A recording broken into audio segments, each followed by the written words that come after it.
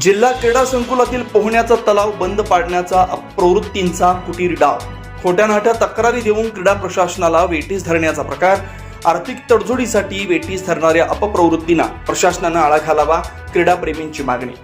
सातारा जिल्हा क्रीडा प्रशासनाच्या अतिरिक्त येणाऱ्या छत्रपती शाहू महाराज जिल्हा क्रीडा संकुलातील पोहण्याचा तलाव काही अपप्रवृत्तींकडून बंद पाडण्याचा घाट सुरू आहे। आर्थिक मोबदल्यापोटी खोट्या नाट्या तक्रारी करून हा तलाव कायमचा बंद पडावा या दृष्टिकोनातून या अपप्रवृत्ती गेल्या अनेक वर्षापासून काम करताना दिसत आहे। परिणामी या जलतरण तलावात पोहण्यासाठी येणाऱ्या क्रीडाप्रेमींचे मोठे हाल होऊ लागलेत। याकडे आता जिल्हा प्रशासनानं लक्ष घालून तात्काळ या अपप्रवृत्तींना आळा घालून त्यांच्यावर कठोर कारवाई करावी अशी मागणीच क्रीडाप्रेमींकडून होऊ लागली आहे।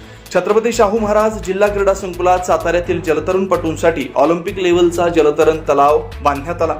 गेल्या अनेक वर्षापासून अल्प दरात जलतरणपटू इथं पोहण्याचा सराव करतायत। मात्र काही अपप्रवृत्तींच्या डोळ्यांमध्ये सातारच्या जलतरणपटूंचा सराव खूप लागल्याचं दिसू लागलंय। खोट्या नाट्या तक्रारी करून उत्कृष्टरित्या सुरू असलेला हा जलतरण तलाव बंद पडावा या दृष्टिकोनातून अनेक अपप्रवृत्ती प्रशासनाकडे खोट्या तक्रारी करतात। परिणामी प्रशासनाला या तक्रारींचा मोठा अडसर निर्माण होतोय।